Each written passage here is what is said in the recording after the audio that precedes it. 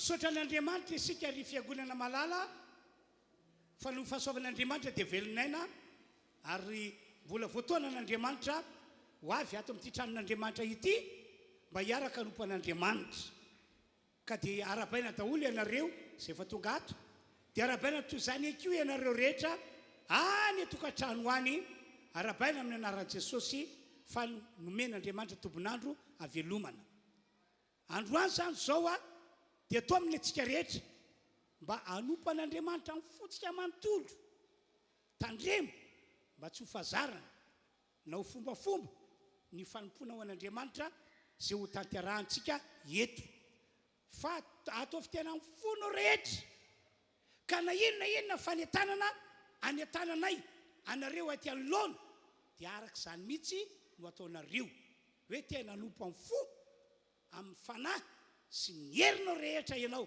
atao vitan'Andriamanitra fa tena araka izany tokoa ny fiainanareo fisaorantsika n'Andriamanitra aza dia andao hiteka mafy ho azy isika ary manaraka izany a andao hivavaka avy hatranytsika ka metraka anty fotoam-pivavahana ity eo an-tanan'Andriamanitra ry tompoandriamanitra rana eo ry ilay izy hatrizay ka ho mandrakizay misaotra anao zahay fa nomenao tomponandro avelomana misaotra anao ihany koa zahay fa nitao aminao ka toka samatsara ka miaraka manompan'Andriamanitra ato amin'ity tranonao ity zahay ankehitriny azy dia ho aminay rehetra ny famindraponao ho amina rehetra ny tananao ary any eo zavatra lehibe sy mahagaga eo amin'ny fiainanay tsiraray avy isam-batan'olona ianao ka ny marary ho sitrana ny manana olana ho voavonjy ary ny olona rehetra ho voata amin'izao taona diavina izao homenanao Andriamanitra tsy to ny dera sy ny aja ary ny voninahitra anio ampitso ary mandrakizay amin'ny anaran'i Jesosy halleloia amen ho raisika mpitiavan-tanana ny mpitarika fiderana tavy mafy be ny teraka ao azy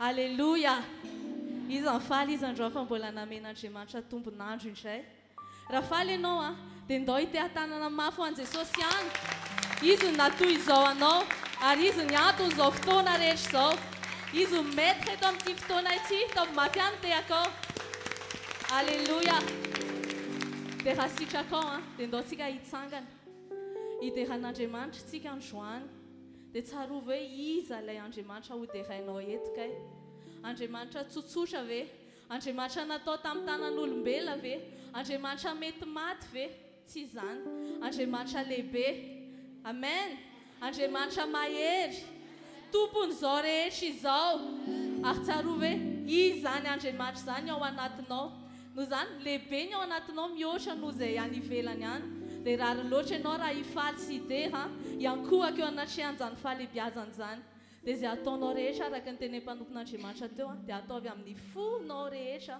fa anen'Andriamanitra mivalim-pitianao androany ho marika ny fitiavanao an' Jesosy dia ataovy izay rehetra tsara indrindra avy aminao satria ny tsara indrindra no nomeny Jesosy anao amen dao aritsika tonga dia hidera Andriamanitra mahery izy ny tompon'izao rehetra izao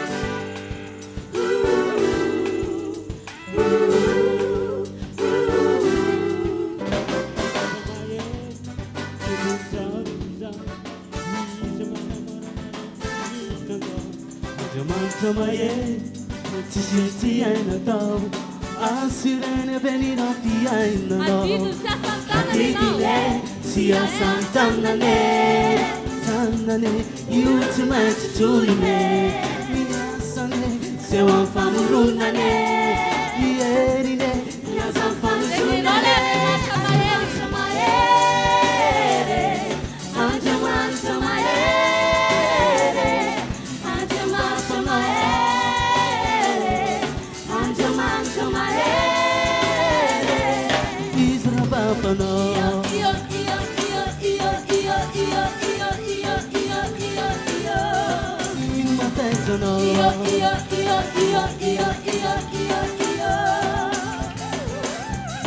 Kalma mama.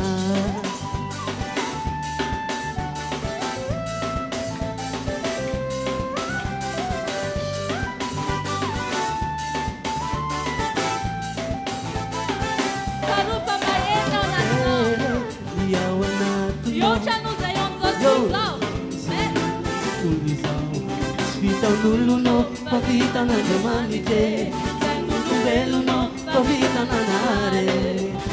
Didile si a santana ne, yutsu mansu tuile, se va famuruna ne, yeride, ya sanfansuna ne, ascomanzo malere, antamanzo malere.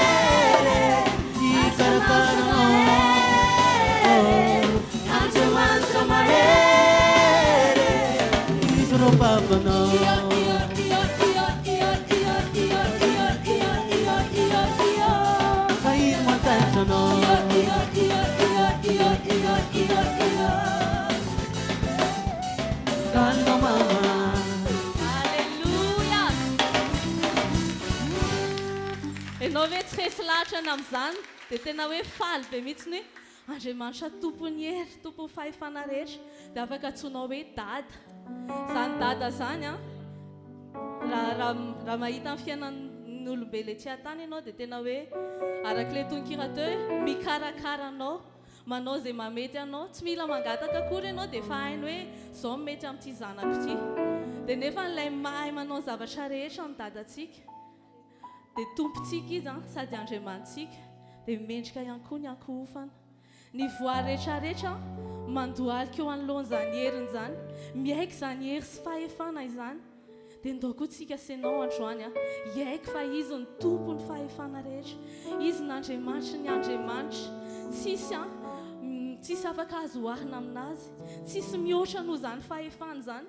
Manerana izao tontolo izao izy ilay fiandohana, izy ilay fiafarana, izy no alfa, izy no omega. Dia raha sitraka ao dia saintsainao ane hoe ohatrany ahoana ny heriny, ilay miazona ny zavatra rehetrarehetra, ilay miazona ny ty tany ty, miazona ny kintana, namorona ny zavatra rehetrarehetra, tsy takatry ny saina. Ny siantifika mety miezaka manazava amin'ny herin'ny tenany, amin'ny herin'ny saina, fa tena mbola mihoatra noho izany ny fahaizana. Tsy takatry ny saintsika ny fahaizana, fa tsika dia voary mendrika ny ankohaka fotsiny sy haiko hoe ianao ny tompony hery, ianao no Andriamanitray. Dia raha sitraka ao dia akipio masonao, dia ndaontsika hiara iankohaka eo anatrehan'izany tompony hery izany. Dia ilaza hoe izao manontolo anandratra anao ry avy indrindro.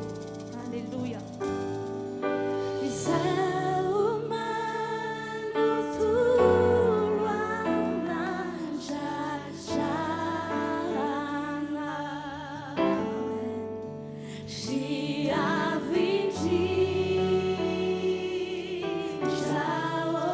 Iza muno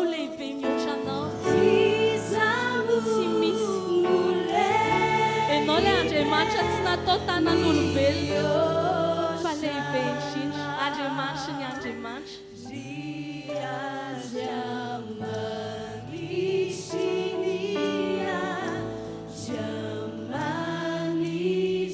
Ataovy tena voaka ao anaty fonao, tena hoe marina aminao mihitsy ny zavatra lazainao androany. Izao manontolo anandratra anao.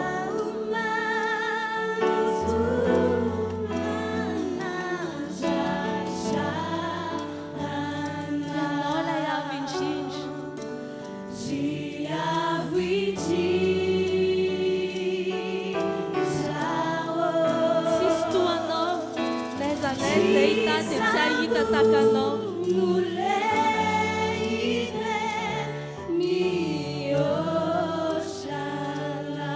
Andriamanitra sy ny Andriamanitra.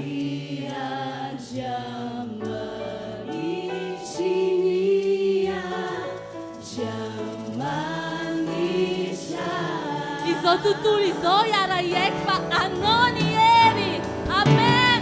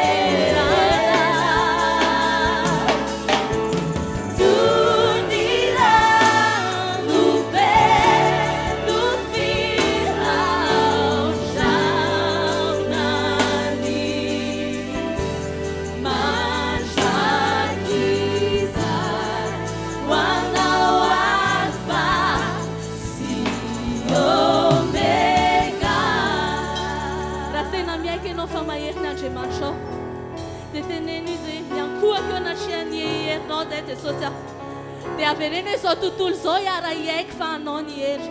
Amen.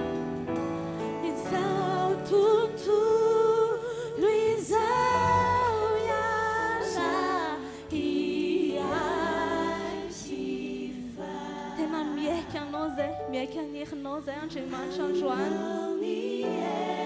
Na hitady zay, na aiza dia tsy hahita toa anao.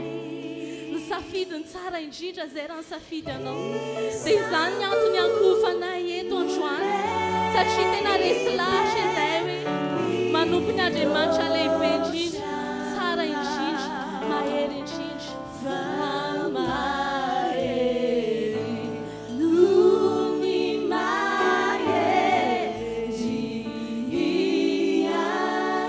iza moa lehibe mihoatra anao fa mahery noho ny mahery anao. Amen.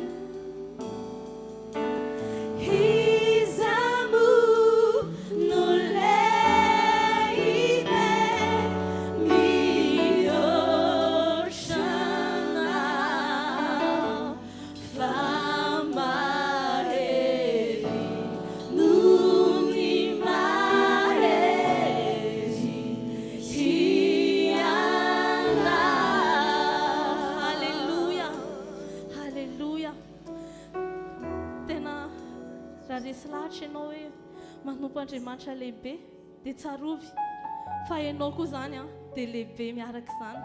Ianao koa dia manana ilay hery ananan'Andriamanitra. Donc efa tiantsika ao amin'ny Isaia toko 40 ny 5:20 ka hatramin'ny 5:20. Hoy ny ten'Andriamanitra hoe tsy fantatrao va, tsy efa renao va fa Andriamanitra mandrakizay Jehova izay namorona ny fahantany tsy mba mety ho reraka na sasatra izy ary tsy takatry ny saina ny fahalalana, mampatanjaka ny reraka izy ary izay kely hery dia omeny hery be. Alleluia! Tena tsy tokony isy kristianina rera-dreraka izany, tsy tokony isy kristianina kivikivy izany satria manana Andriamanitra mahery ary izy nefa miteny hoe miady ho antsika amin'ny fotoana rehetrarehetra. Noho izany ninina adinao, ninina zavatra lalovanao dia mahereza ianao androany. Efa nomenantsika ny heriny dia omenantsika miaraka amin'izany zavatra rehetrarehetra. Ao anatin'ity ity dia ndao hitenan Jesosy hoe ny herinao Tompo no heriko. Ianao mampijoro amin'ny fotoana rehetrarehetra. Marina fa andro faran'izao mety betsaka ny ady lalovanao, mety betsaka ny zavatra fanenjehana mahazo ao maha-kristiana. Fa izao hoe tsy maintsy maheritsika satria manana ilay mahery ao anatintsika. Amen. Ndao hiara mbola ilazitsika hoe ianao no heriko Tompo. Amen. Herinao Tompo no heriko, ianao mbola mampijoro ahy. Raha ny hery atao anatiko mety ho reraka ihany. Hery ato anahy mety ho reraka. Fa ianao famonjena ao anay androany. Famonjena ao ahy.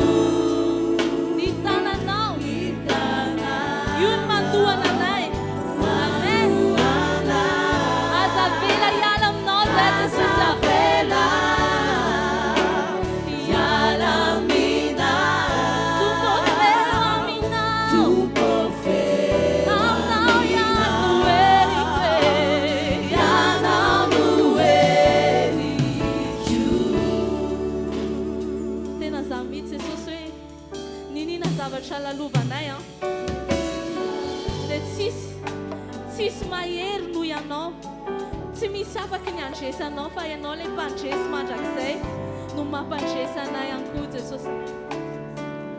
Dia tena faly izay manana anao.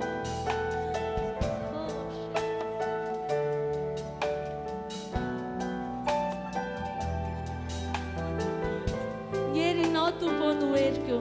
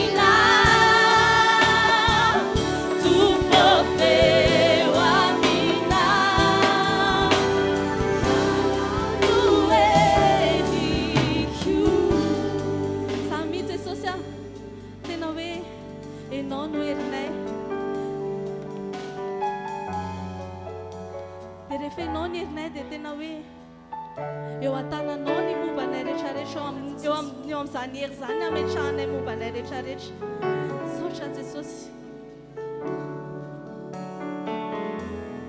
dia natsanganao zay amin'ny adinay rehetra natsanganao amin'ny herinao zahay dia iky izay androany hoe mahery aho izay rehetra kely hery androany dia aoka izy ika izy hoe mahery aho amen mahery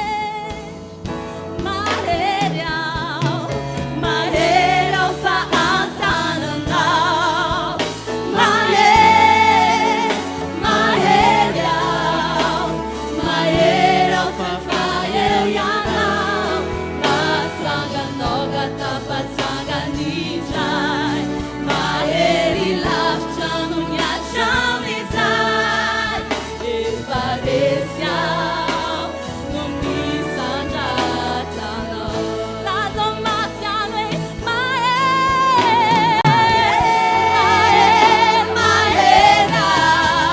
mahery aho fa antananao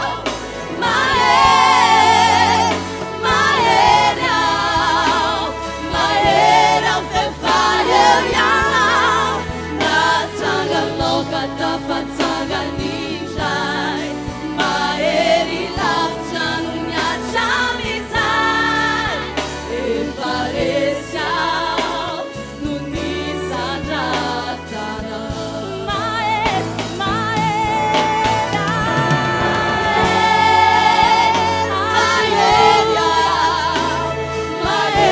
aho fa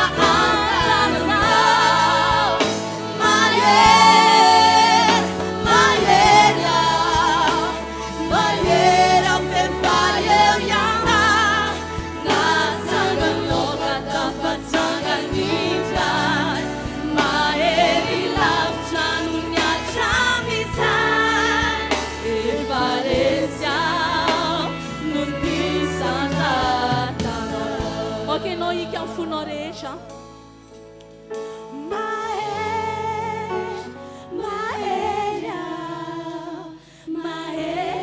aza atao hira fotsiny izany androany fa tena ataovy tena miainga avy any fonao mihitsy mahery ianao satria manana Andriamanitra mahery amen mahery aho fefaeo ianao natsanganao ka tafatsanganitray mahery lavitra no niatramizay efa resy aho no nisandratranao halleluia izay rehetra mahery aoka izy te hatanana mafy ho an' Jesosy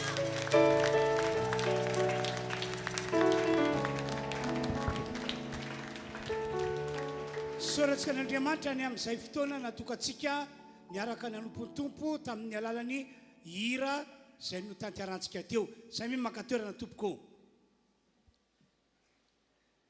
amin'izao fotoana izao indray isika dia hivavaka ny tsiraray avy isamboatan'olona amintsika na ho antsika toka eto na ho anareo any atokantrano any dia hiaraka hivavaka isika zao zany ny antony aoriana ny tenin'Andriamanitra izay ambarako rehefa avy eo dia anao vavaka fanafahana ho anareo aho fanafahana anareo zay mbola matsapatena fa misy osona na fanaratsy mpitondra fahafatesana mbola mitoetra eo aminy zao matsy tsy vitsy amin'ny olona na dia fampintahaka antsika zao azy efa nandrainy Jesosy ny mbola misy an'io karazana ozona sy fanaratsy mpitondra fahafatesana io eo aminy zay tsy mbola niala ka raha tsy mbola niala tokoa ilay izy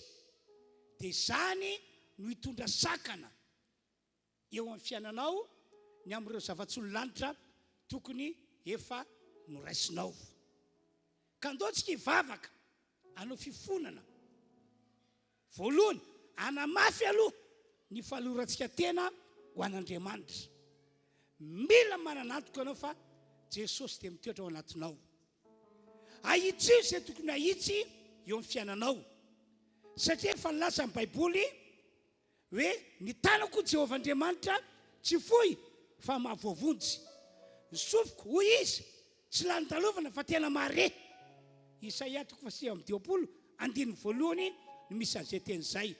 Dia zao no toen'le teny fa ny heloka reo no hevitra mampisaraka anareo amin'ny Andriamanitra reo, ary ny fahotanareo no mampiafina tavany aminareo ka dia tsy mihaino izy. Zay indray ilay voalaza Isaia 30:2.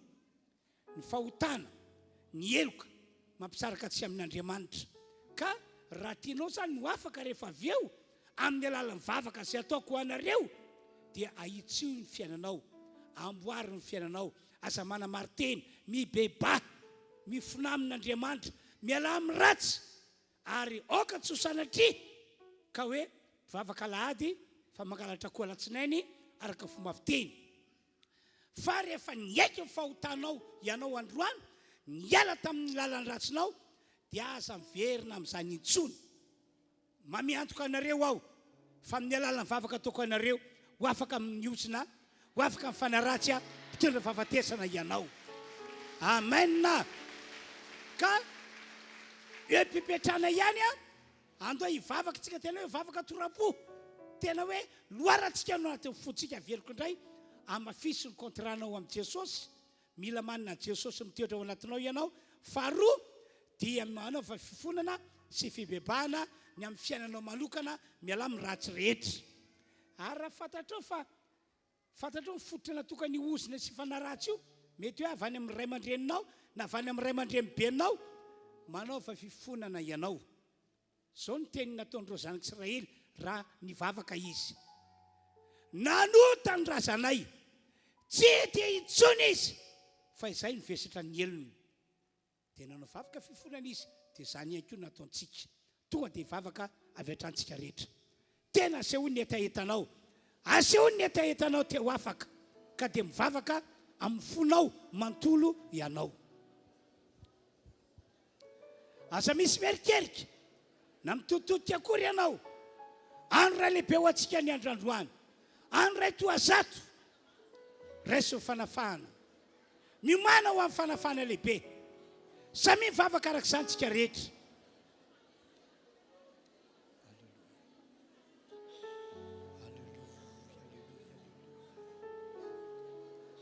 Misaotra anao Andriamanitra, misaotra anao Tompo, misaotra anao. Ny famindraponao ane ho amin'izao fiangonana izao, tsy alana na amin'iza na amin'izy. Ny famindraponao ane ho amin'izao fiangonana izao, no Jesosy Kristy zay efa maty ho any eto ambony hazo fijaliana, no Jesosy Kristy zay efa natao Pasika.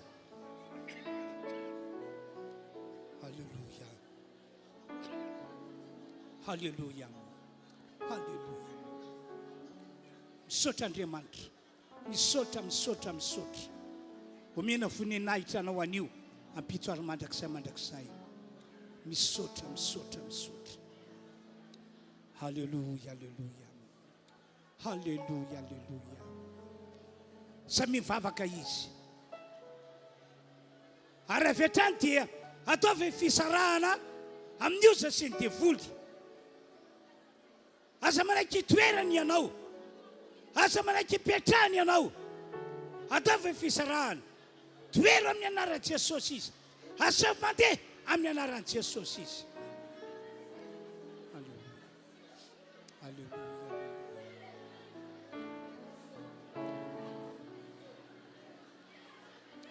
Halleluja. Amen.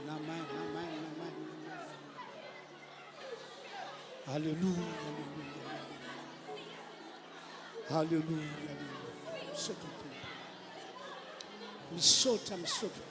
Afafaka amin'ny fiangonana ty ny rano Jesosy Kristy, la nalatsaka ho famonjenanay. Ivoaka mpandresy zao fiangonana izao, ho afaka izy androany, ho afaka ny rehetra androany. Misaotra Tompo. Mangina daholo tsika rehetra, mangina isika. Iarahantsika manao ilay hira hoe nandao anao elao raiky io. Apetrao amin'ny fonao tananao, ary atao amin'ny fonao rehetra ny hira. andiny voalohany ihany. Rehefa vita izay dia amaky tenin'Andriamanitra isika rehetra.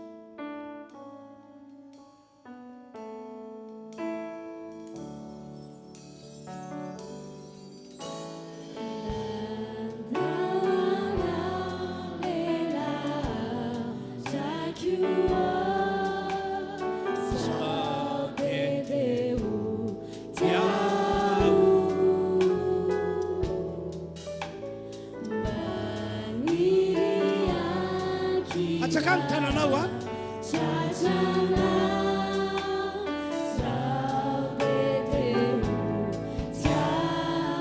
Amen.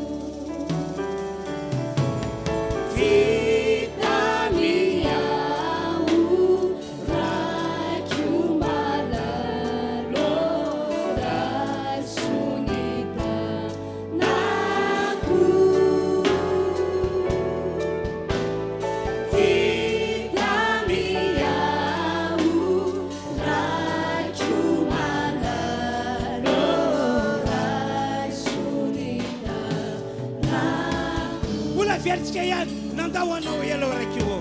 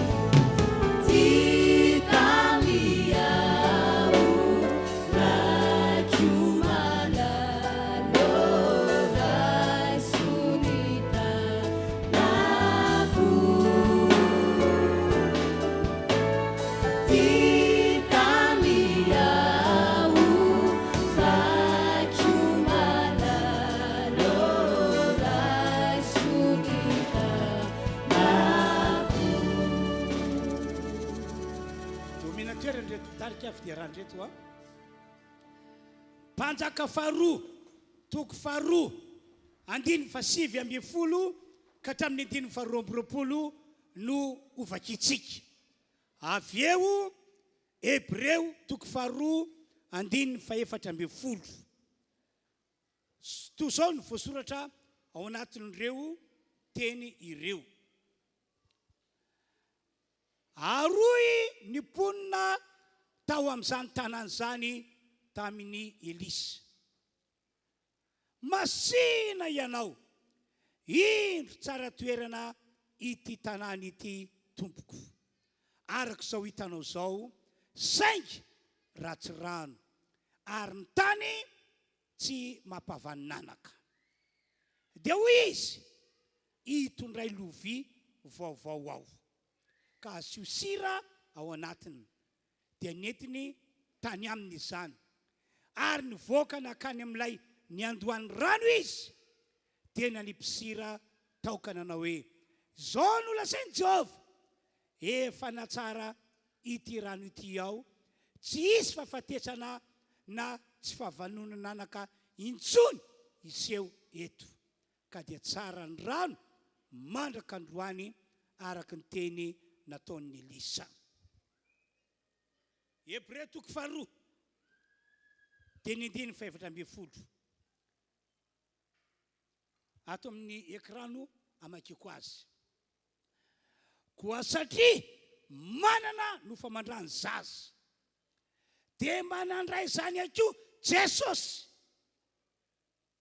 Tonga an-tafonofosy zany Jesosy, zay ny dikan'io teny io. Mba andringanany amin'ny fahafatesana, le manana ny heran'ny fahafatesana dia ny devoly. Avy amin'ny alala zay teny lovakin'izay ry fiangonana no akatsika fampianarana, melon'ny anaovako vavaka fanafahana ho anareo rehetra zay toka eto, na ianareo rehetra zay any amin'ny tokantrano misy anareo any. Manana etaeta no afaka, satria Andriamanitra efa vonina hatramin'ny taloha ampiasan'ny mpanompony mba hitondrana fanafahana ho an'ireo olona zay manompo azy. Eno tsara ny afatra. Nanompoka tamin'ny fotoana zay nahalavo any Adama sy Eva. Ilay olombelona no arian'Andriamanitra voalohany ka napetra teto ambony tany, marimarina kokoa napetra tao amin'ny sahideny, dia nitotona teto ambony tany sy teo amin'ny olona ny ozina. Ary nahazo vahana ihany koa ka nanapaka ny fiainan'ny olona ny fanaratsy. Anisan'ny ozina sy ny fanaratsy zay nahazo toerana teo amin'ny olona sy teto ambony tany dia ilay ozina sy ilay fanaratsy atona hoe ozina sy fanaratsy mpitondra fahafatesana. Dia arak'izany anaran'izany ry havana malala, ny mitondra fahafatesana eo amin'ny tenan'ny olona, eo amin'ny vatantenan'ny olona, ny mitondra fahafatesana eto amin'ity tany ity, eo amin'izay zavatra ataon'ny olona no tena manavanana azy. Ary zay sendrazy, raha misy amintsika sendran'izany oza sy fanaratsy mpitondra fahafatesan'izany, dia ataony mahamay tokoa, ataony very fanambola velona, ataony tapidalakale tahaka ny sokona nanany bato. Ary amin'ny farany azy vitan'ny ozina sy ny fanaratsy mpitondra fahafatesana ny mitondranao ho amin'ny fahamozam-po, ho amin'ny fahakiviana tena lalina, ary ny fiafarany aza dia hitondranao ho any amin'ny famonoana tena mihitsy ny ozina sy ny fanaratsy mpitondra fahafatesana.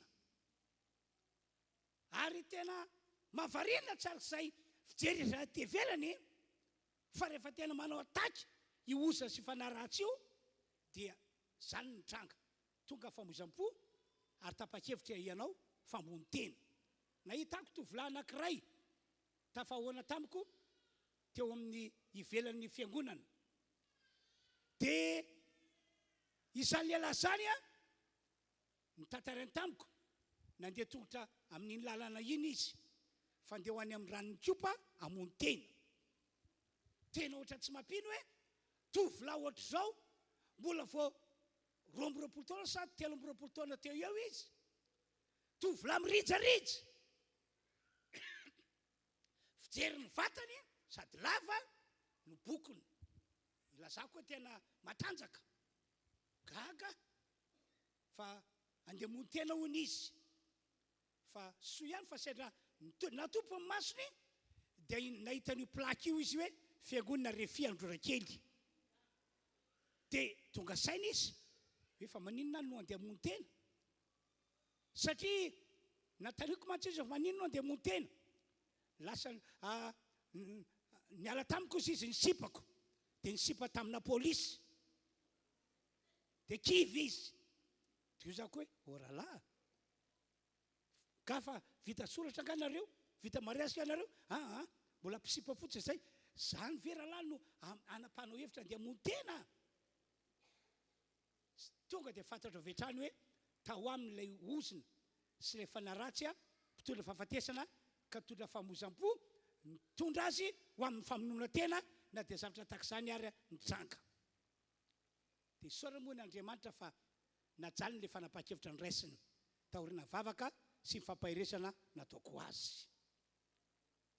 Zany ny mision'ny ozina sy fanaratsy mpitondra fahafatesana io.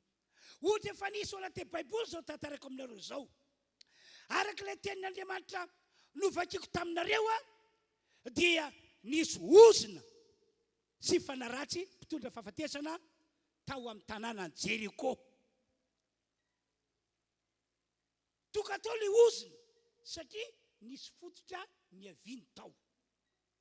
Ny ozina sy fanaratsy ry havana tsy tonga ho azy fotsiny aminao, tsy tonga ho azy eo amin'ny ankonana anankiray na taranaka anankiray, fa misy fototra niaviany ireny. misy fotrany aviny tao. Dia raha mikasiny amin'ny tanàna Jeriko no jerena dia tahako izao. Toy izao zany fandehany tantara. Rehefa noafan'Andriamanitra tany Egypta ny zanak'Israely dia nentin'Andriamanitra mba hitododoa ho any amin'ilay tany tondra-dronosy etantely. Andriamanitra mihitsy no nitondra azy ireo niala tao Egypta ho any amin'izany tany tondra-dronosy etantely. Ary tsy nisaraka tamin'ny mihitsy Andriamanitra na tamin'ny andro na tamin'ny alina. Araka ny voalazan'ny Baiboly amin'ny atoandro mitarika azy amin'ny lalan'ny andriafo andrahoan'Andriamanitra. Ary amin'ny alina dia mitarika azy amin'ny alalan'ny andriafo Andriamanitra.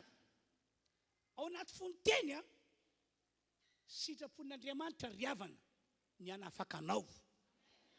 Ary mbola sitrapon'Andriamanitra tahaka izany ihany koa ny hitondra ny olona dia ny olona manompo an'Andriamanitra ho amin'ny fitahiana be sy ho amin'ny fiainana tsara indrindra. Ny any zanak'Israely moa dia hoe hoentina any amin'ilay tany tondra-dronosy etantely. Anisan'ireo olona tian'Andriamanitra hoentina amin'izany fahasoavana be izany ny tsiraray avy isam-batan'olona amintsika noho ny amin'ny Jesosy Kristy izay efa maty teo ambony hazo fijaliana, noho ny amin'ny Jesosy Kristy izay efa natao Paska. Dia iverentsika kely indray ilay tantaran'ny zanak'Israely teo. Dia niainga ary zany zareo ho any amin'ilay tany tondra-dronosy etantely.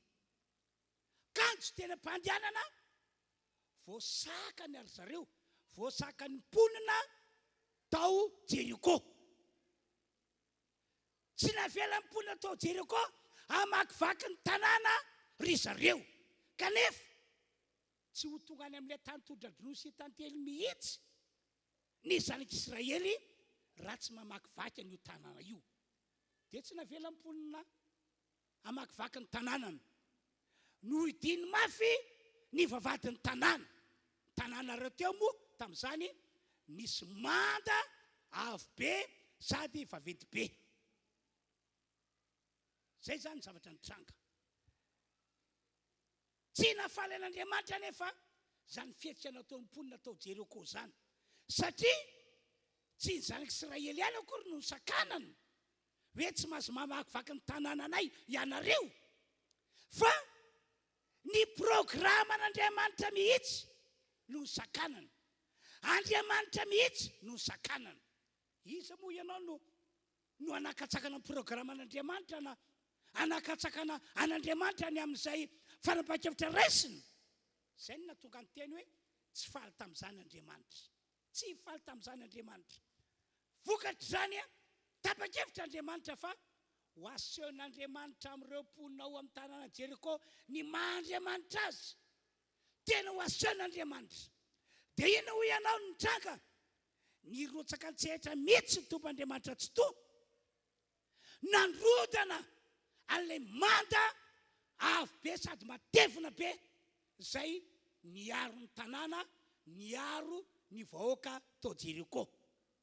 Nasehon'Andriamanitra tamin'ny alalany baiko izay nomeny an-Josoa sy ny vahoakan'ny Israely rehetra hoe zao nataonareo, zao nataonareo, dia irodana io manda io. Taorinan'izay narengan'Andriamanitra avokoa ny mponina rehetra tao amin'ny tanàna Jeriko. Ganjanonareo fa nasaina ny dorana tamin'ny afo avokoa ny tanàna ray manontolo ho saziny vahoaka tao Jeriko, ho saziny tanàna. Mbola ao anaty fonteny ihany riavana malala. Malona ny olana sy ny ady atreanao tompoko. Aza mihemitra ianao, aza miverin-dalana ianao, aza miala amin'ny Jesosy ianao. Aoka anohy ny dianao ho any amin'ilay fiainana mandrakizay ianao. Malona ny olana sy ny ady atreanao tompoko. Aza matahotra ianao ry fiangonana fa manana finoana. Amen.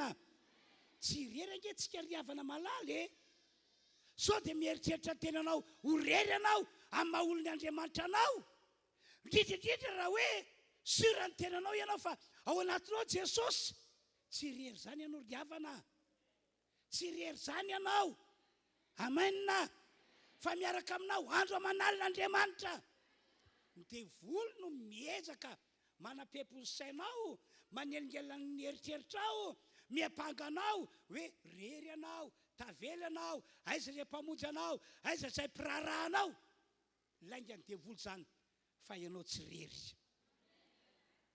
Zao mivoalaza amin'ny Baiboly, Jehova hiady ho anao. Tahaka izay efa natao tamin'ny zanak'Israely no ataony ho anao. Ary Jehova no amoaka no mpandresy.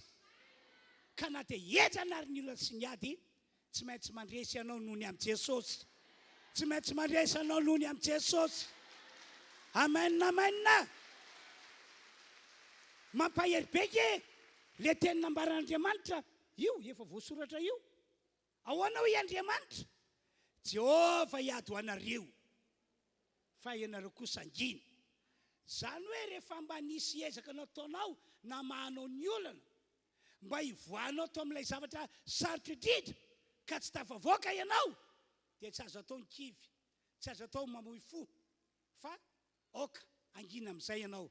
Avela hoe Andriamanitra andray an-tanana anao. Avela ho Andriamanitra andray andraikitra anao. Io voasoratra io hoe Exodus 4:12, 4:12. Jehova hiady ho anareo, fa itsika rehetra kosa ninona? Ho tanteraka amintsika ane zany. Amen. Dia toizantsika indray ny tantara. Entina mampafantatra antsika ny fototra na tonga ny ozina sy mifanaratsy mpitondra fahafatesana tonga tao amin'ny tanàna Jeriko. Taorianany firodanany mandany Jeriko. Taorianany fandriganana mponina rehetra tao Jeriko. Ary taorianany nandorona ny tanàna tao Jeriko.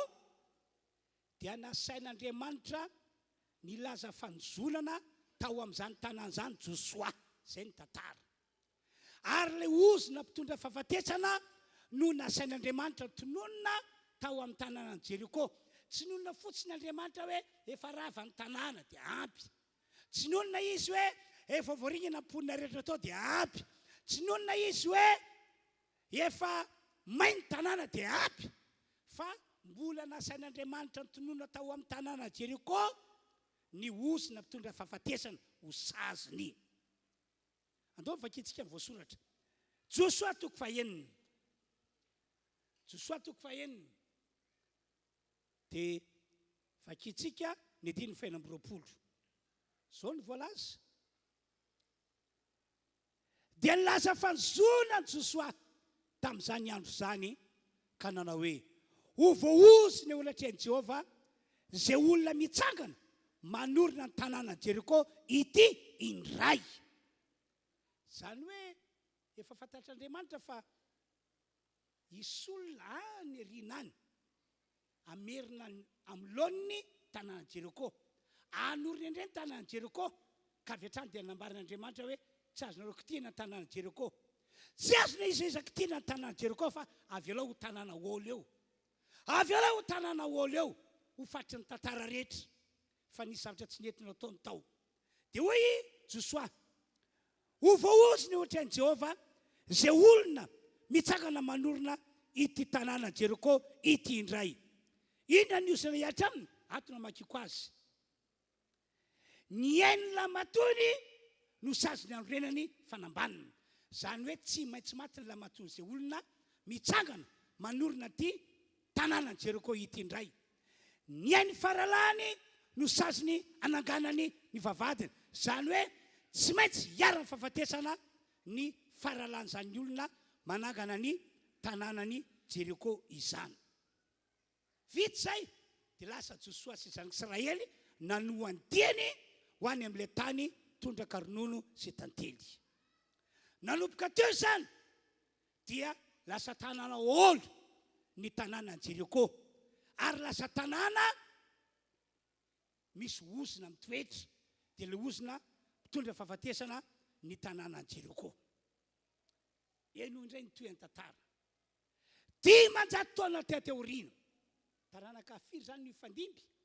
dimanjato taona tateoriana ela nge zany ry avany tahorina n'ilay ozona tononona dia nisy lehilahy anankiray izy no voalohany niara-ny ozona izy no lehilahy voalohany niara-ny ozona mpitondra fahafatesana ela betelita no anarany zay no voalazan'ny baiboly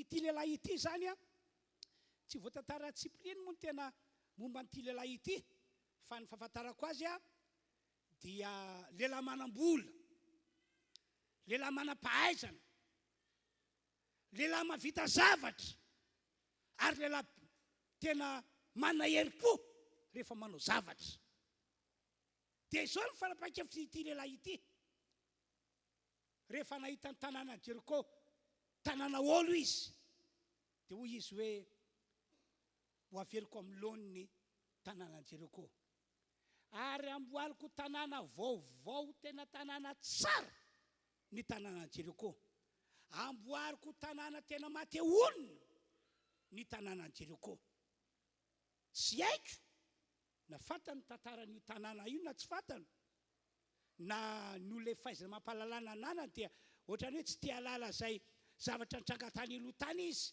na ihany koa hoe resaka fivavahana fotsiny zany fa efa dimanjato taona ateoriana ve dia mbola anakely ve zany tsy fantany fa zay ozona ntononina dia mbola manakery tsy misy fitsarana mandra-patokany fotoana mahatapaka sy mahafoana azy dia tapaka ny heviny ho atsangako tanàna Jeriko dia namboariny tokoa vita tsara ke zao tanàna zao iza no tsinitsiriritra engany ka mba mahazo anisany voasoratra anarana ekena mba hipetraka amin'ray amin'ireo trano ireo ah engany ka mba anisany olona voasoratra anarana mba ho isam-ponina amin'ireo tanàna ireo ah tena tsara nge le tanàna tena mahafinaritra ke le tanàna vita lalana tsara ny plan'le tanàna ny azo maniry moa dia tena mahafinaritra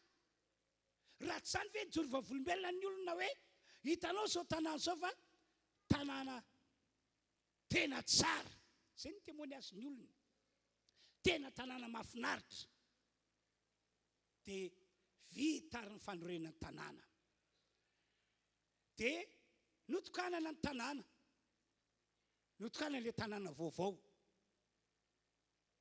dia vita ofisialy ny zavatra rehetra tampoka tsy napozina maty ny zanany lamatoa Abirama no anaran'izay zanany lazay maty ihany koa zanany faralahy Jakoba no anaran'izay zanany lazay dimanjato taona tateoriana tena mampieritreritra be mihitsy le izy andao ke vakitsika voasoratra ato amin'ny mpanjaka voalohany toko 1:9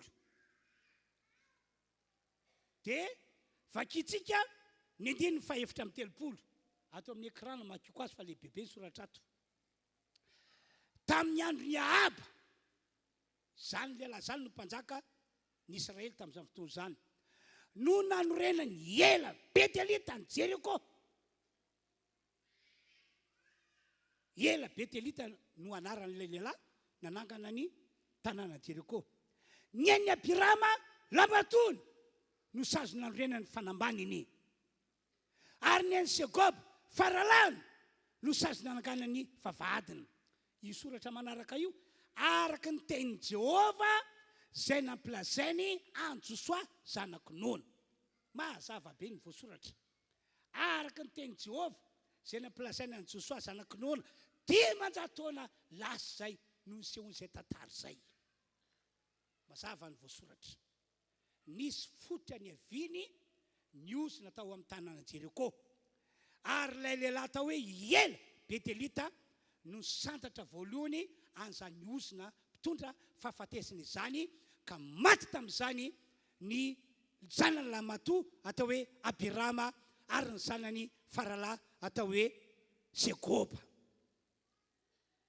dia tsy mbola janona teo ny asan'le ozona sy le fanaratsy mpitondra fahafatesana fa mbola nitoy satria tsy nisy nanapaka tsy nisy nanafoana izy indray no niaran'le ozona sy ilay fanaratsy mpitondra fahafatesana tateoriana.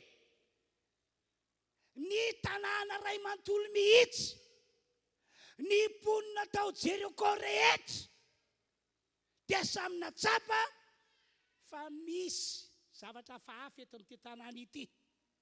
Misy zavatra hafahafa mitondra fahafatesana eto amin'ity tanàna ity. Tany am-boalohany dia tsy hainy mihitsy izay tokony atao, tsy fata mihitsy izay lalakale, fa dia toy ny rahafotsy be verlona ireny ka dia miandro izay gadonany foana, miandro izay gadonany foana. Nefa ke tamin'izany Eli mpanompon'ny Andriamanitra efa mivezivezy matetika tamin'io tanàna io e, fa dia tsisy tonga saina ny olona hoe ozina sy fanaratsy mpitondra fahafatesana no fototra problema atrentsika izao. Inona zava-nisy tantarain'ny Baiboly averenge ilay mpanjaka toko faharoa teo hoe manomboka amin'ny 120. Inona zava-nisy? Tsy nahavananaka ny mponina tao Jeriko, tsy nahavananaka. Resika hoe ny vehivavy ohatra aloha, ny vehivavy tao tanàna tsy nety ny toe-jaza, tsy nety mipetraka tao an-kibony zaza. Ary raha nisy ny toe-jaza dia votsitra, afaka tao an-kibony zaza na maty tao an-kibony zaza. Ary raha misy hoe teraka dia ny akamarony teraka maty am-piterana le zaza. Ary raha misy velona ka notaizaina tsy natratra ny fahatanorana ny akamarony zaza fa maty tao anatin'ny fahazazana. Ny lehilahy ihany koa inona fa tahaka izany, tsy namokatra ny akamarony lehilahy tao an-tanàna. Tsy nahalala an'izany ny olona. Niaiky famarinana an'izany ny olona. Tena niaiky. Inona fa nisy mpitsapo tao nisy manam-pahaizana tao fa dia niala maina tsy tafavoaka amin'ny baolina. Ka le izy tokoa ny ry havana malala ry fiangonana manalika an'ity fotoam-pivavahana ity. Raha ozina sy fanahy ratsy tokoa no ambadiky le olana na ito-kaviana na ito-kavanana ny olona iray, antitra ihany izy fa tsisy olana ivazany eo. Tsisy olana ivazany eo.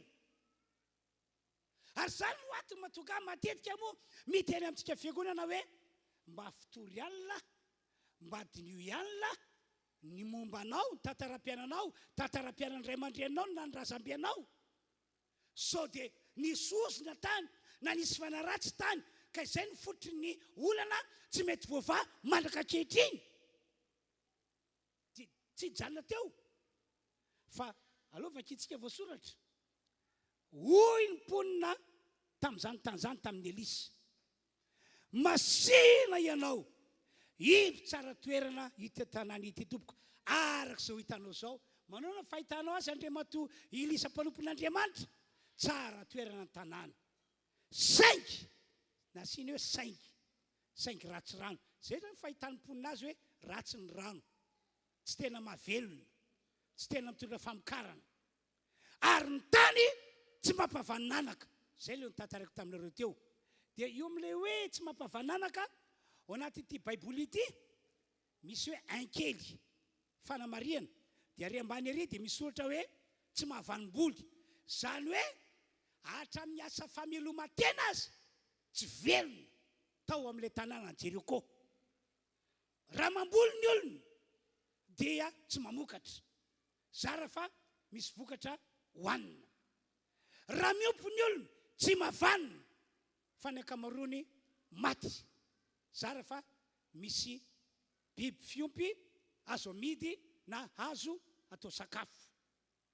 Zay mivoasoratra. Zany nitranga tao amin'ny tanàna Jeriko. Ry havanao, ny ozina na ny fanaratsy mitondra fahafatesana dia zay ny misiony, ny mitondra fahafatesana na eo amin'ny tenan'ny olona, amin'ny maha-olombelona ny olombelona, na eo amin'ity tany honenana sy hiasana hameloma-tena ity, na eo amin'izay zavatra ataon'ny olona. Ary tsy mijanona amin'izay fa miditra amin'ny lafin-javatra be dia be mihitsy ny ozina mpitondra fahafatesana.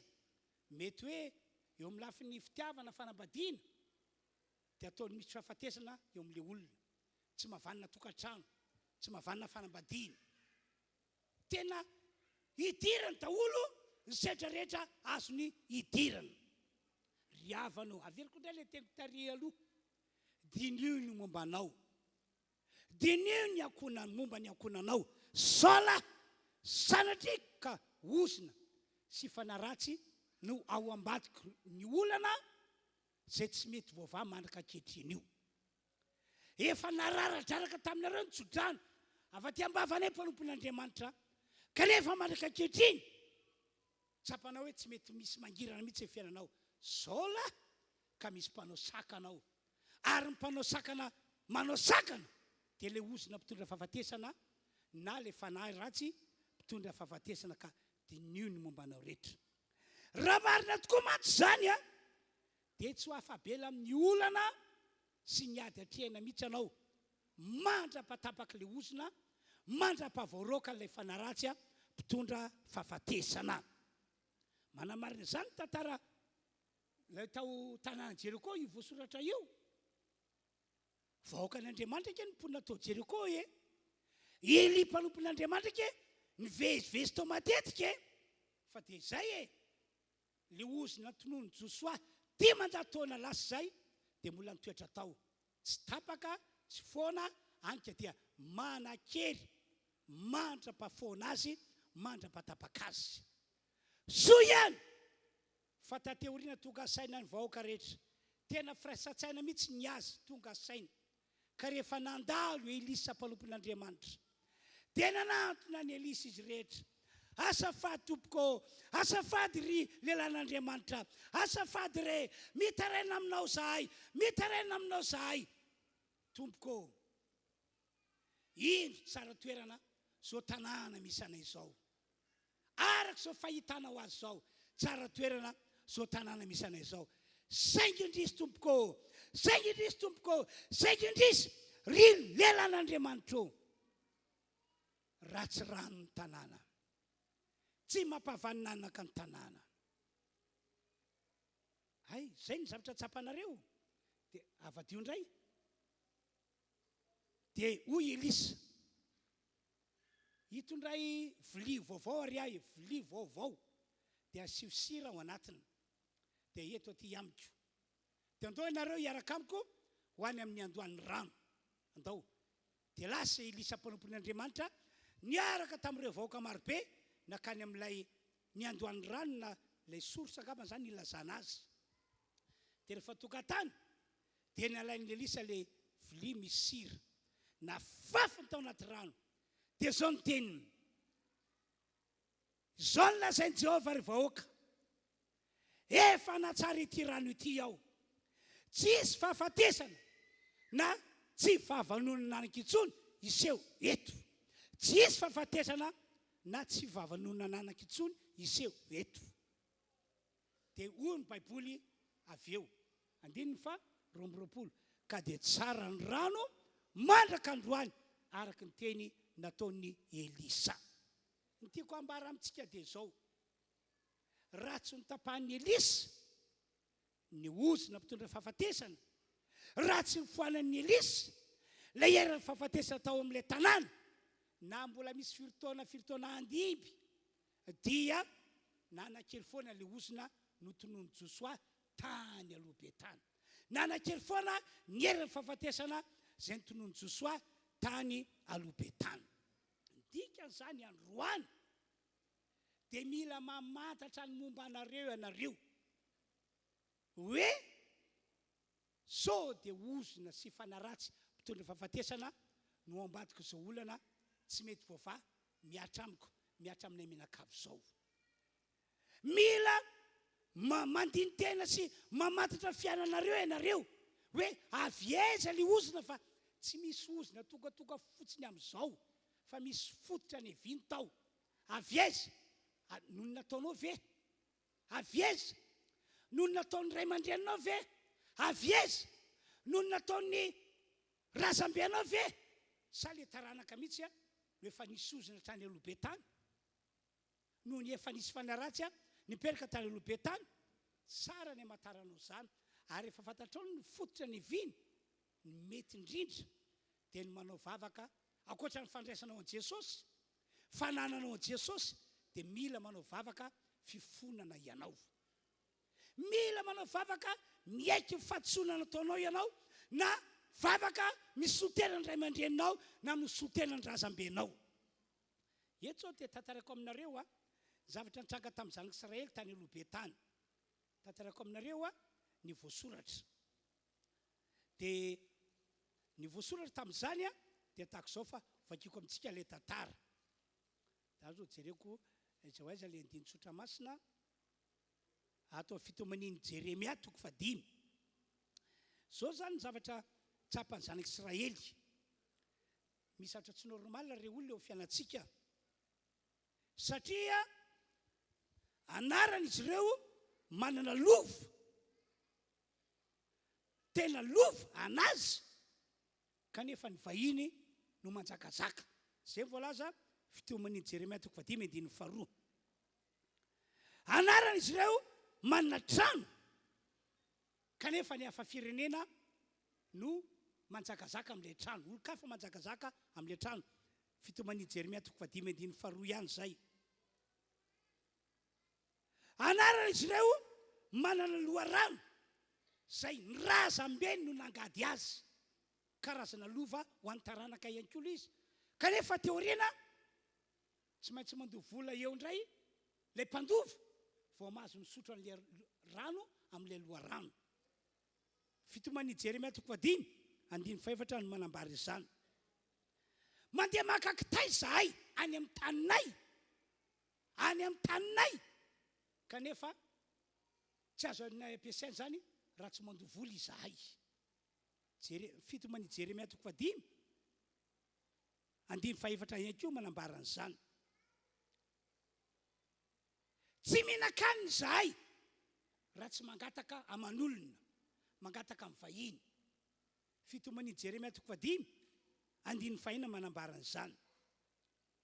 Dia mbola mitohy zavatra tsy misy tsy fiainanay zanak'Israely olom-boafidy taranaka Abrahama ity zavatra anankiray ity. Zao voasoratra hoe andevo izy no manapaka anay. Le olona tokony hoe andevonay izy indray lohany manapaka anay. Tsy normal zany re olona, zay ny teny zareo.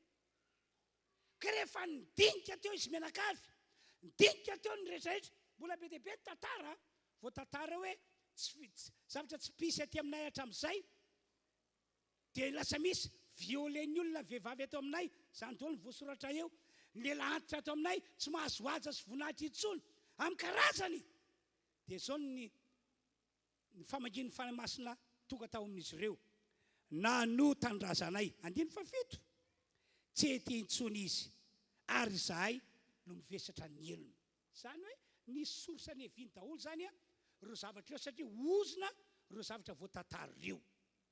Ka hoy aho hoe dinino momba anao, nataonao, ny nataon'ny ray aman-dreninao, ny nataon'ny ray aman-drenibenao, ny nataon'ny razambenao, dia malora tena tsara ho an'i Jesosy. Tingina voalohany manao fa fifonana ny amin'ny zavatra rehetra nitranga teo aminao na ny tany aloha tany, fa mila anao mireconnaître hoe tena zany tokoa ny fototra ny eviniosina teo aminay. Eno nge ty témoignage anankiray ty témoignage ny seo tata fiangonantsika. Nisy ramatoa anankiray dia io ramatoa io tamin'ny fa 30 taona teo eo dia narary izy, ary mibetsaka izy marary no atao taona ray mahatratry ny 2 intelo, ary izy tsy marary dia mba voana fahafatesana zay foana. Fa dia toka moa mpiara-vavaka mampahery sy mivavaka ho azy dia sitrana ihany izy amin'ny farany. Tamin'ny 30 taona ndray dia mbola narary tahaka izany izy, ary izy tsy marary dia mba voana fahafatesana. Tamin'izy narary faran'izay dia efa tsisy nanantena azy ho velona intsony na izy tenany na ny fianakaviany fa dia manjanana na dia ny mpino azy zay namangy azy dia nahita hoe tsy antenainy ho velona intsony Madame Angeline. Zay ny anarany. Mialatsiny raha misy Madame Angeline eto. Dia natao mivavaka fa saoran'Andriamanitra fa sitrana izy ka rehefa sitrana izy dia niona tamiko pastera mila torohevitra fa tsy fantatro mihitsy zay mahazo ahy ito fa rotaona ny sesao narary foana dia isika marary mba voana fahafatesana ary le faranteo efa namany maty aho fa isorako Andriamanitra ozy izy fa namindra fo tamiko Andriamanitra dia sitrana somatsara zany matsy pastera fa nyraitam-po tamiko tsy mihoatra ny 7 taona izy rehetra dia maty ny sasany vao manitsika ny 7 taona dia maty ny sasany alony andraisany 7 taona dia maty nyraitam-po amin'izany nalana vavy ka sao dia zany koa pastera no mahazo ahy io dia hoy aho hoe tsy edikevitra fa zany ny fototra mahazo anao io misy ozona sy fanaratsy mpitondra fahafatesana eo aminao ozana sy fanaratsy tsy mamelanao anitsaka ny 7 taona na hoe vao manitsaka 7 taona tsy maintsy maty tahaka ireo raitam-po aminao misy ozona zany ao amin'ny taranaka misy anareo ozona maty tanora azo ny tsara mihitsy ny fampianarana sy ny fanazavana netiko dia nataoko ny vavaka dia tamisy mivavahana moa dia nitsikasikiasina amin'ny tany dia niteny le devolo hoe resy andeha zahay tsy matina intsony izy resy andeha zahay dia mivavaka lavalava teo aho dia izy amin'izany lasa ry amin'ny sisiny be ry dia aveo mifaranako mivavaka dia makatoerana amin'izay ianao madame Angeline dia gaga izy niratra sady mipetraka amin'ny tany izy amin'io nefa eto misy seza mipetrahana fa maninny ety pastera aka ianao malala maninny eny ianao tia ny sezanao ka ninny eny ianao pastera fa nisinina ianao malala ny antony za ve dia batanao eny eto ny sezanao tia ny meko anao ka ninny eny ianao ny tiako fatany dia hoe ny zavatra nitranga teo matono tonga teny tiako fatany hoe nisy fisehoan-javatra teo amin'ny fiainany matono tonga teny nampahafantarako azy hoe nisy ozona taminao nisy devoly ka le devoly zao natao zao nataony dia teny ny fihafaranao dia nitsangana izy dia mipetraka teo amin'ny seza ihany dia aveo moa nametrako tany izy tsofoko rano dia zao nambarako taminy zao ranababy zao madama aza matahotra etsony ianao fa tsy ahazo anao tsony ny aretina mafaty tahaka ny nahazo anao teo aloha na tahaka nahazo nafaty andreo fianakavianao dia nitsofoko rano izy misaotra pastera dia rain'Andriamanitra nanitsika ny 7 taonany izy tsy narary intsony efa nidepasy lavitra zao ny 7 taonany tsy narary mihitsy izy mandriky tia nandroany teka mahafan'Andriamanitra isika alleluia alleluia androany no fotoanan'Andriamanitra ho anareo raha tena vonona ho an' Jesosy ianao raha tena andray an' Jesosy ianao raha tena anao fifonana ny amin'izay zavatra nitranga teo amin'ny fiainanao ianao na avy aminao na avy amin'ny ray aman-dreninao na avy amin'ny rasambianao ny fototra le ozona sy fanaratsy mpitondra fahafatesana anao fifonana ianao amin'ny alalan'ny vavaka ataoko anareo dia ho afaka ianareo amen mino ianareo tahaka ny nohony mponina tao Jeriko hoe Elisa dia lehilahin'Andriamanitra Elisa dia lehilahy manafanan'Andriamanitra raha hitaraina amin'io tsika dia hamonjy antsika io hanafaka antsika io dia namonjy azy tokoa Andriamanitra mino ianareo fa mpanompon'Andriamanitra izahay zao ny fijorona vavolombelona tao amin'ny Paoly apôstôly mpiara-miasa amin'Andriamanitra izahay amen tena marina izany mpiara-miasa amin'Andriamanitra izahay Jesosy azy efa niteny ahoana Jesosy na inona vahanareo ety ambony tany ho vahana any an-danitra ary na inona fehezina ety ambony tany ho fehezina any an-danitra andray ny andraikitra ao androany anapaka ny ozona anafoana ny asan'ireo ozona teo aminareo dia le ozona mpitondra fahafatesana ary ny fanaratsy ailan-jaka ho avoaka amin'ny anaran'i Jesosy ary manana finoana fandroany ny androm-pamonjena ho anao androany no androm-pakasitrana ho anao tanteraka zay manao amen na mafy be zany halleloia andao ary hivavaka daholontsika rehetra tena hivavaka tena hivavaka tena hivavaka ho anareo mpidera tonga dia makatoerana dia mivavaka ihany koa nareo tena hivavaka fotsika manontolo amafisy kotiranao amin'i Jesosy ary manao fa fifonana ny am'izay adalananao taonao raha avy aminao le fotry le ozina sy le fanaratsy manao fa fifonana ho andreo ray aman-dreninao na ho andreo razambenao fa Andriamanitra vonina ian'ny vavaka vonina mela heloka no Jesosy Kristy zay efa maty teo ambony azy fijaliana no Jesosy Kristy zay efa natao Paska zay mantsy midika an'le Hébreo 2:7 vakina teo tsy maintsy antafy nofo sy rà Jesosy takantsika olombelona mba tonga azy andalo fahafatesana fa amin'ny alala fahafatesana Jesosy no entin'Andriamanitra mandrikana an'ilay manana ny hery fahafatesana dia ny devoly ka androany zay manana Jesosy dia ho afaka ndao hivavaka ataontsika rehetra eo mpipetrahana tena vavaka be mihitsy ianao samy mivavaka izy samy mivavaka izy samy mivavaka izy tena mivavay ianao tena mivavay ianao raha tena maketaeta ianao a raha fitsarako aty velany tsy ampy zany etaetanao manao vavaka izany fa loarina ao anaty fonao loarina ao anaty fonao tena mivavah resy Jesosy ombe toerana ao anatinao izy ataovy mivavaka fifonana fibebahana fiaikena fa diso anao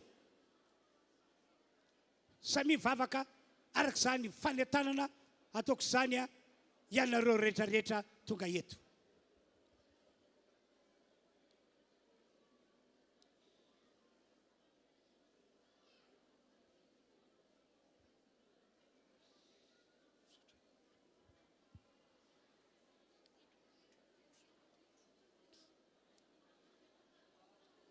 amin'ny anara Jesosy amela heloko anao Andriamanitra amela fatsinao izy ary ho tonga iny aminao ny herin'ny fanafahana androany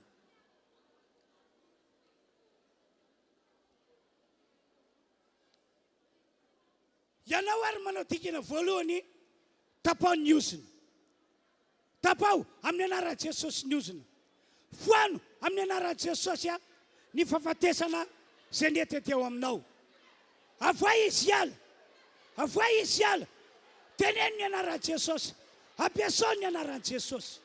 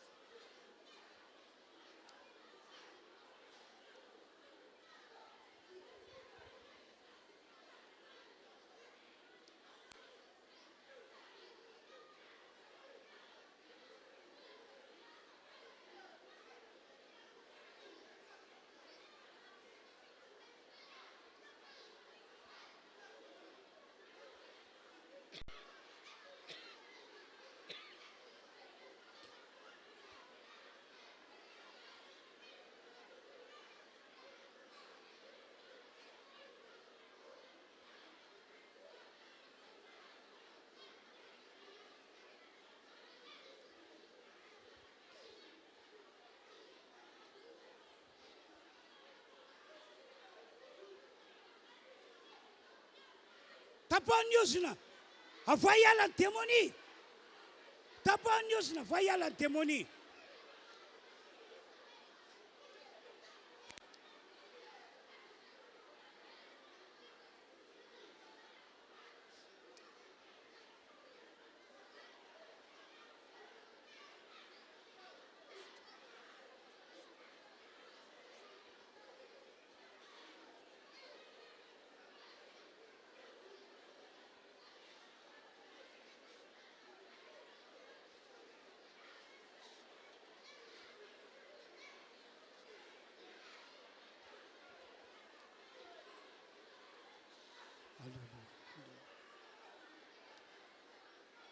isatra hiala ao anatinao ao hiala lay herin'ny ozina sy ny herin'ny fanaratsy hiala zany dia iova amin'ny fiainanao iova amin'ny fiainanao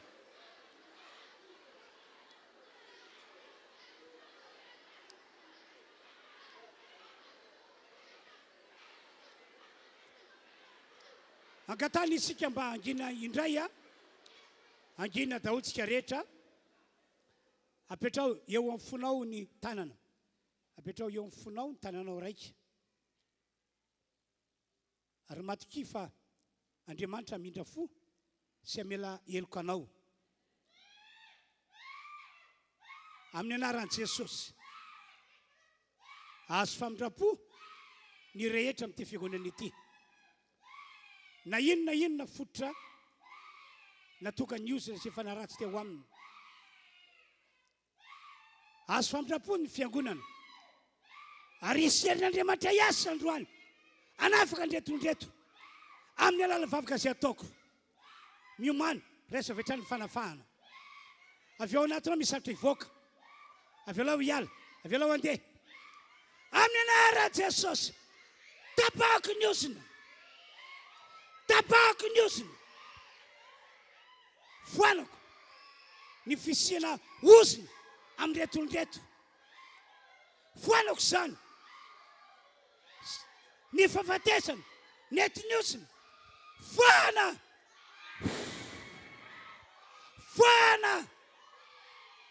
ho anareo vaovao resy fanafahana ho anareo vaovao toka eto resy fanafahana aza matahotra resy fanafahana mivoaka fanaratsy le fanampitona fahafatesana mivoa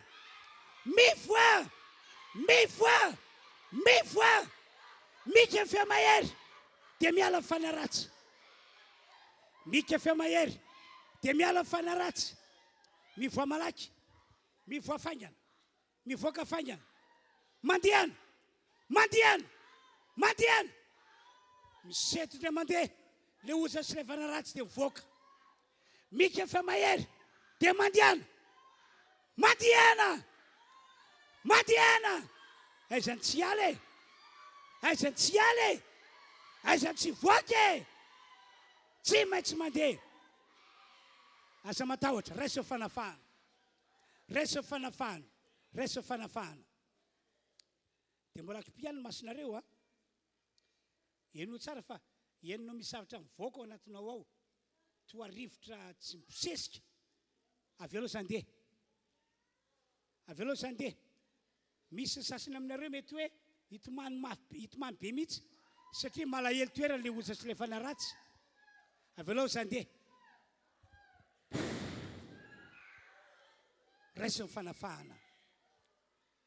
resy ny fanafahana tapaka ny osina mpitona fahafatesana foana amin'ny anaran'i Jesosy zavatra ratsy nety ny osina mpitona fahafatesana ary ny fanaratsy niaraka tamin'ireo miala amin'ity androandroany ity miala ry mpanao sakana mandehana daholo mivoa hatramin'ny aretina sitrana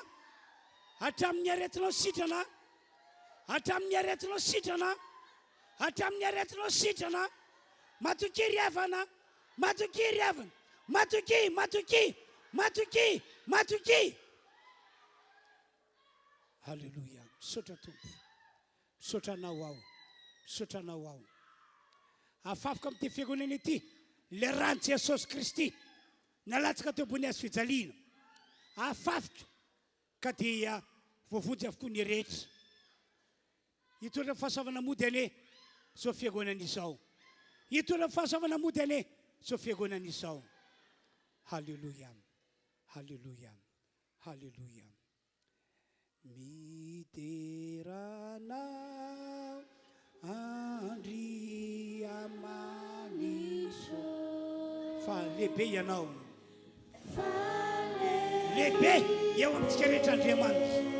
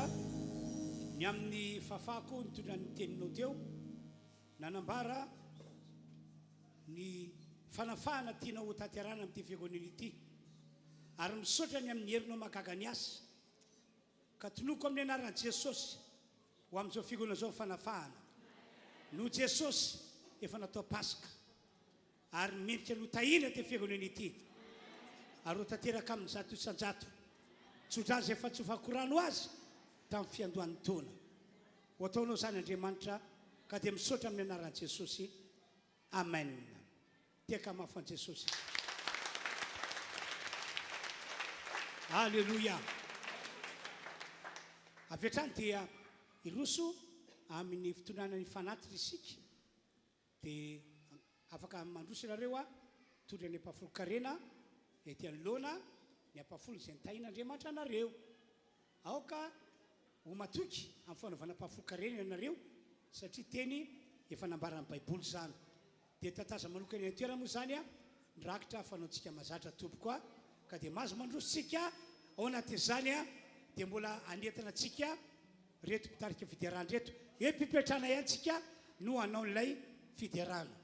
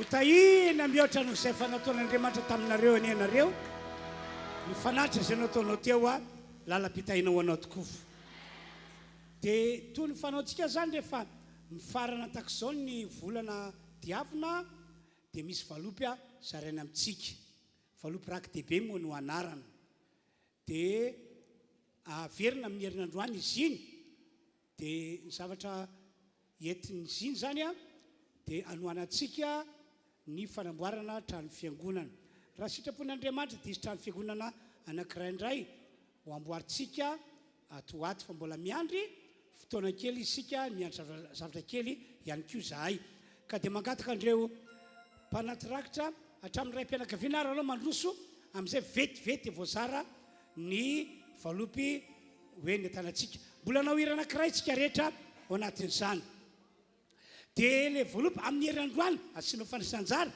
dia averina aoka tsy ho terezinao fotsiny any aminao ka hivangongo ao fotsiny le izy fa mba andrainjara tokoa ianao alefa ary tompoko hiterina tompo sika rehetra eo pepetrana ihany a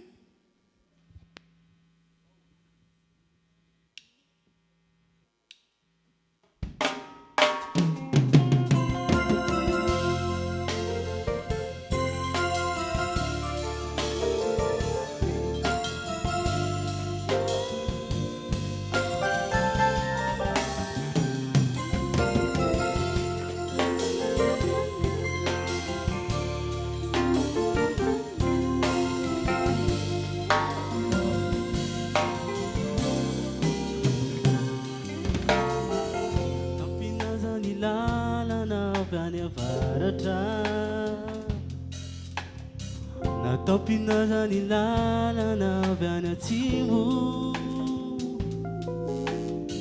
nantemanao zay afaniazany devoly Jesosy ilay manokatra lalana avy any ambony natapina zany lalana avy any andrifana natapina zany lalana avy atsinanana matoky izahay ka tsisy ataholanay akory Jesosy ilay manokatra lalana avy any ambony oh, oh, oh. Izy ilay mahay izy ilay magaga izy ilay mpanjaka tompony manampahefana izy n'Andriamanitra mifehy izao rehetra izao tsisy zava-mahagaga tsy hainy ataony aminao izy ilay mahay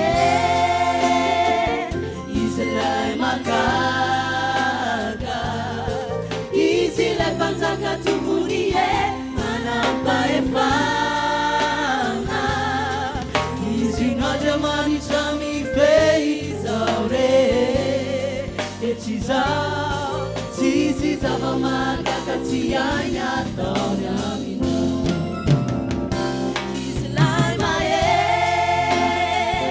izy ilay magaga izy ilay mpanjaka tompony manampahefana izy n'Andriamanitra mifehy izao rehetra izao tsisy zava-mahagaga tsy hainy ataony aminao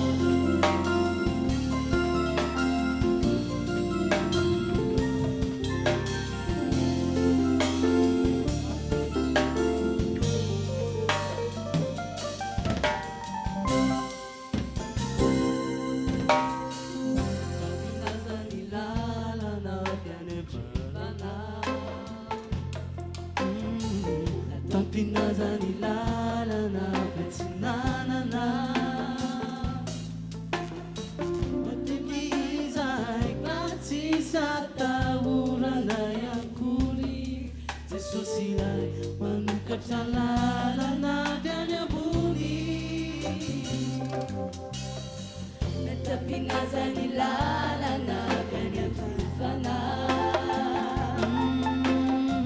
natapinazany lalana gatsinanana matoky izahay fatsisantahorana yakory sesosiray manokatra lalana fiany ambony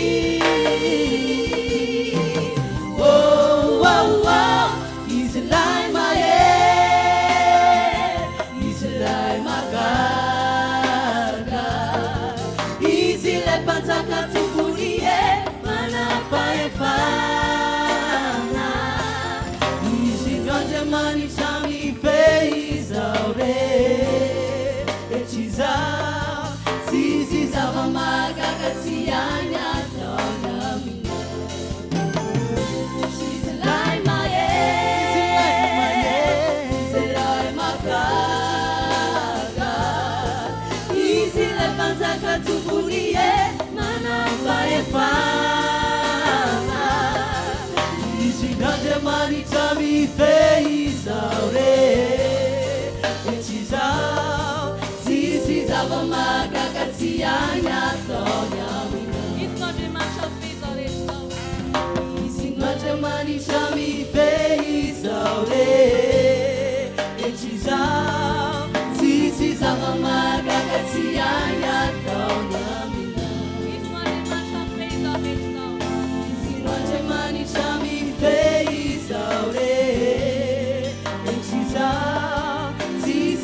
magagatsianya taonya mina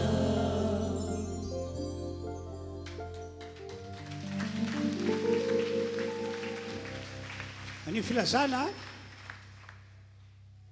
androany amin'ny 12 sy amin'ny 2 ny fidirana faharoa zay tokony atrentsika rehetra noho zany dia amboariny programmatsika satria mbola misy fanafahana lehibe ho tanterahana amin'ny 12 ora atoandro dia ny mpiandraikitra rehetra kosa amin'ny 2 ora manao fivoriana remisiko lalady isika amin'ny 2 ora tsy ato fa any misiko lalady isika dia azadino hatrany ny fotoanasika andavanandro talata sy alakamisy samy manomboka amin'ny 12 atoandro daholo ireo zay zany tompoko no filazana apetraka amintsika dia ilay raiky dehibe ny valopony zaraina iny dia amin'ny herinandroany no mamerina azy ianareo aoko matoko tsara fa fitahina ho anao sy ho an'ny asan'Andriamanitra ataontsika izany rehetra izany zay zany no filazana apetraka amintsika